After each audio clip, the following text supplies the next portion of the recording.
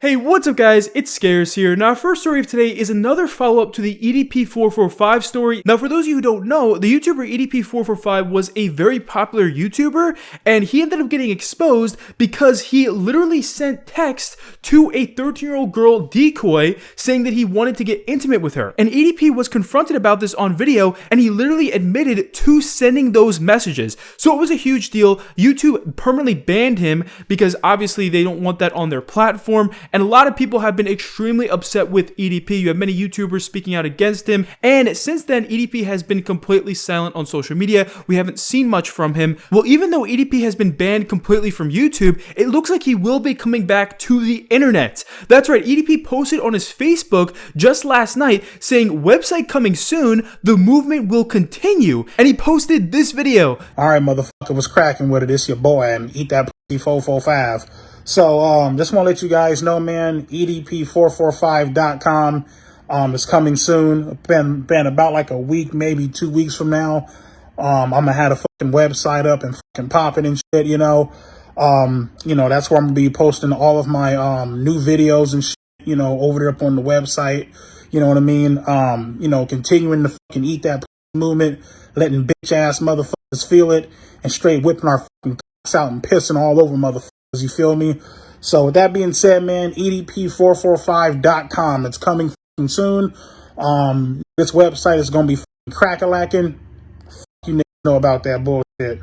So that's right guys, EDP is really coming back. He's starting his own platform, his own website, and he will continue to post his vlogs and videos there. And this came as a huge surprise to both YouTubers and viewers because people just can't believe that he is now just going to continue making videos like nothing happened. The YouTuber Cavos responded here saying EDP wants to continue the EDP movement by making his own website to upload videos on. This guy should be behind bars. Now our next story for today comes from Ethan Klein from H3H3 Productions. Now it looks like Ethan is actually being sued from Jake Paul's event organizer Triller. Now this is because they are claiming that Ethan Klein had pirated the Jake Paul versus Ben Askren fight that happened only a few weeks ago. Now if you guys don't know, shortly after Jake Paul fought Ben Askren, Triller came out and said that they were going to take legal action against people who rebroadcast and restream the fight. And now it looks like Triller is going after people who just straight up pirated the event and didn't pay the pay-per-view price to watch it. One journalist tweeted out saying, "I just got a press release from Triller announcing that they are allowing anyone who pirated the recent Jake Paul versus Ben Askren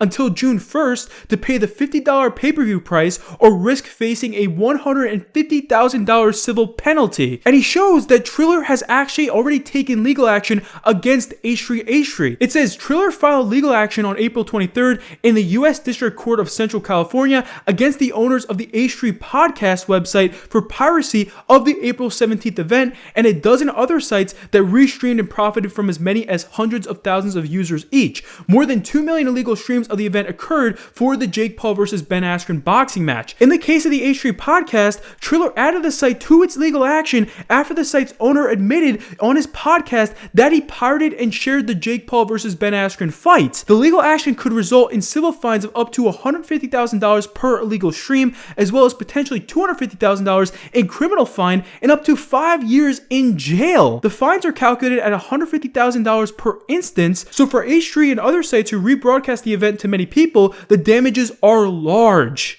So obviously this is huge, but Ethan claims here that he didn't even know that he was being sued in the first place. He responded saying, "Apparently I'm being sued by Triller? News to me, especially considering I did not rebroadcast it or pirate it." What? Well, shortly after Ethan posted this, people actually found out that he literally said that he pirated it on his own podcast. Just watch this. But I don't know why the ref called it. I just found that the obscene. You know what? I waited I felt that fucking long for that. You watched? I watched the whole. I bootlegged it. I pirated it.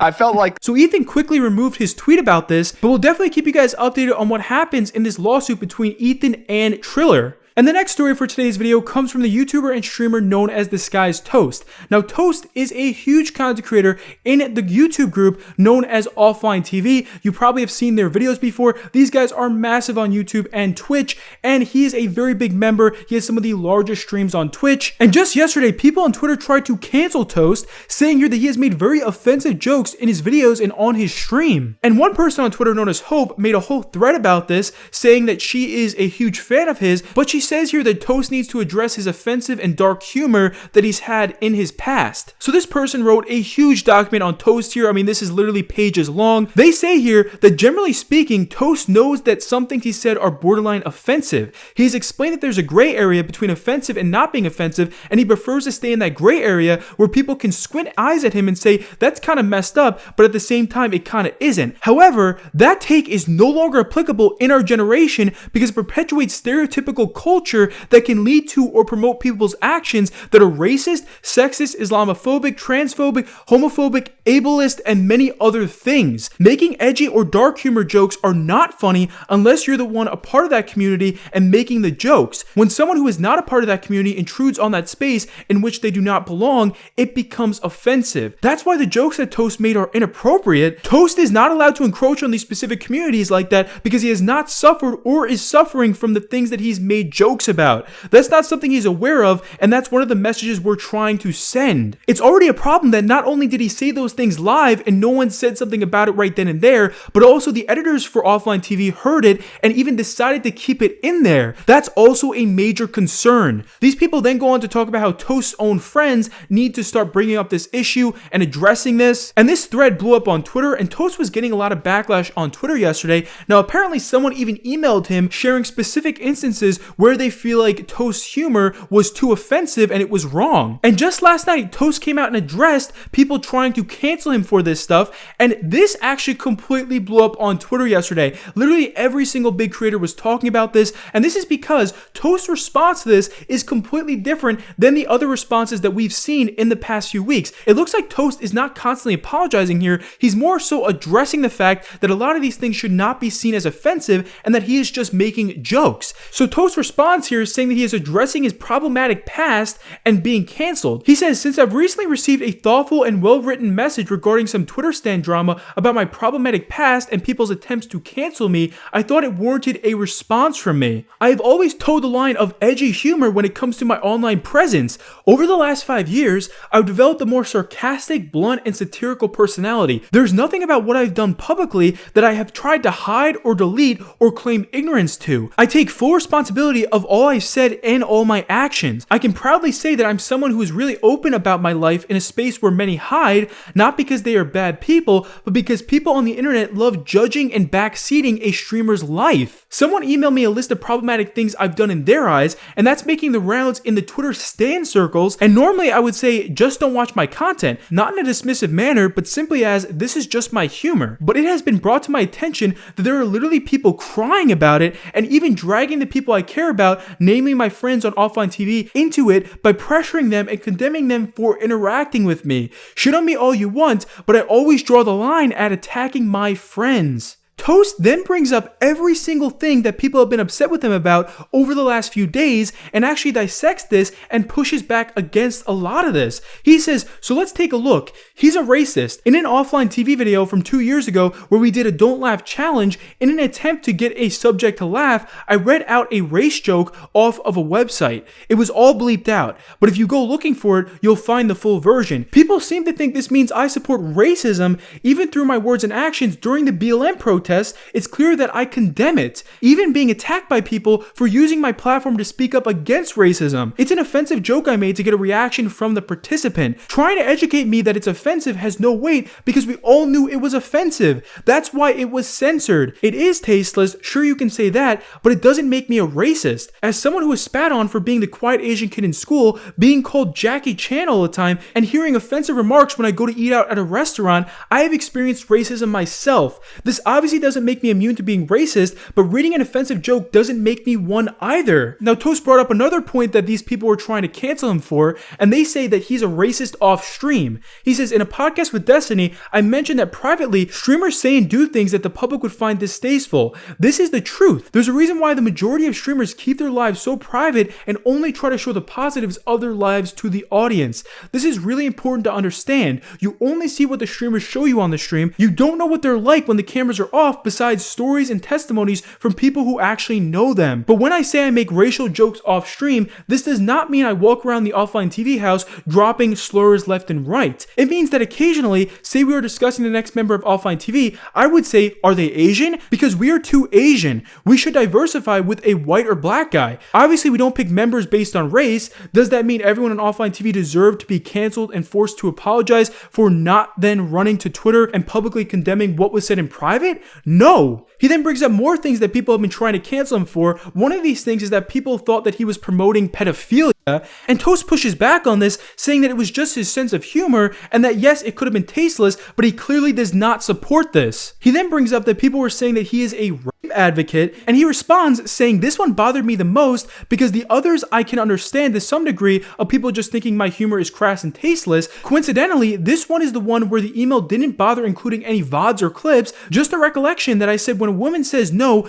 don't let that stop you because she doesn't really mean it anyway, just keep going. I genuinely do not remember saying this, and I'm surprised that people didn't even bother checking the VOD for it before just blindly accepting it. I do recall saying something along the lines of, if a girl says no, just keep asking till she gives in, as in to keep bothering a girl if she turns you down, and obviously I hope people have enough social understanding to see that that was sarcastic, as I did it in front of my two close female friends who I know will respond accordingly, saying something like, Toast, no, don't teach them that. When I make satirical commentary, I usually say something purposely ignorant because I know that there exist men who do think that way, and I do it in front of people I know will react in a manner that shows that this line of thinking is not okay. So Toast actually gets pretty upset here and pushes back a lot because these people did not provide actual VODs, and he feels like they could just be making stuff up to make him look really bad. He also brings up that people were saying that he thinks there's nothing wrong with using the R slur, and he makes it very apparent that there was no VOD of him ever saying that, and that these people could just be making this up to try to further cancel him. So obviously this response is completely different than the other responses we've seen from YouTubers being canceled lately. This response is more so Toast pushing back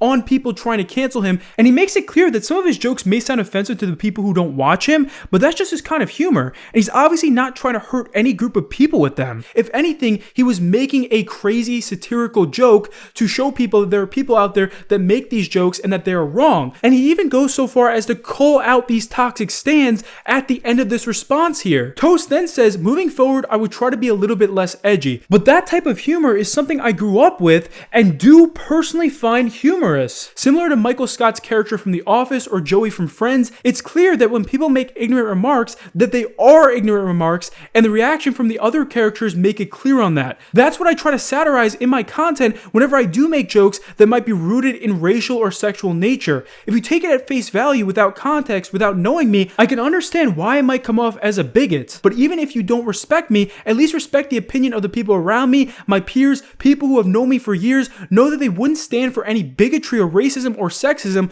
because we hold each other to a very high standard. He also says, to the original message author, thanks for taking the time out to properly convey how you feel. I do apologize to the people who were hurt by my jokes. If you watch my Among Us lobbies, my concern is whether or not people are having a positive experience. It's the same with my fans. With so many new fans coming in from the recent blow up in our friend circle, I'm sure several of them weren't aware that I had a very edgy, dry, sarcastic sense of humor that can definitely be offensive at times. At the end of the day, if you are uncomfortable with my style of humor, then it's best not to watch me. I will try to be more considerate, but I expect to still make the occasional edgy joke here and there. The one thing I ask is to leave my friends alone. They are wonderful people that don't deserve any hate from associating with me. Boycott my content, cancel me, whatever, but don't drag them into it by pressuring them or demanding an apology from them just because we play games together. Okay, so clearly this response was completely different than the other responses we have seen lately from other big creators. What a lot of other big creators will do when they get canceled now is they will constantly apologize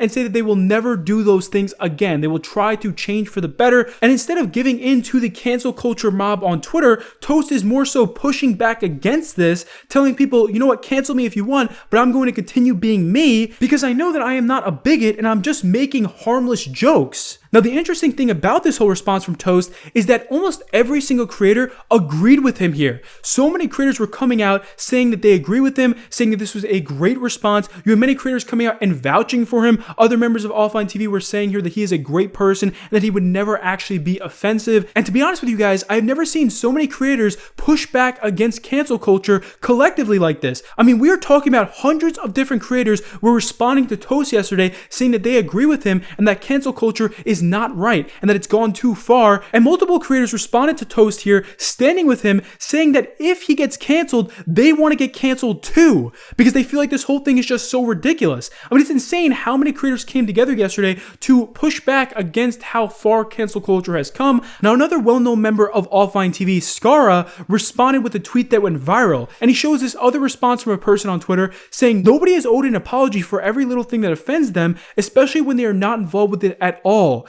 We all get offended at things in life, but it doesn't always have to involve an explanation and apology. The world doesn't revolve around you. Furthermore, it is toxic to push your personal boundaries onto somebody else, especially if you don't know them, and expect and force them to fit with your worldview. If your personal boundary is conflicted by the content you watch, you should move on instead of guilt-tripping said creator. So the next story for today's video is from another YouTuber and streamer that people recently tried to cancel because they felt like he was being offensive. Now, this guy's name is Christopher Yee. He has a very big tech channel on YouTube. He also has a big Twitch stream as well. And recently he's been doing a lot of GTA 5 role-playing streams where he'll roleplay as certain characters on his stream here. And in this game, he will roleplay as a character called Jay, where he uses a Mexican accent to voice over the character. And you had many people on social media telling Christopher that his character was offensive to them. He responded saying, "I'm very curious. Does anyone actually take issue with my character in GTA roleplay? And if so, why?" Now, there is very mixed feedback to Christopher's question here.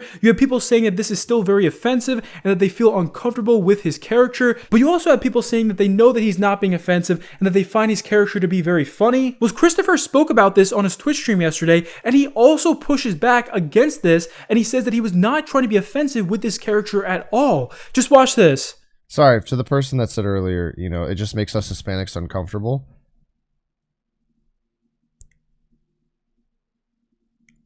I saw more comments saying that JK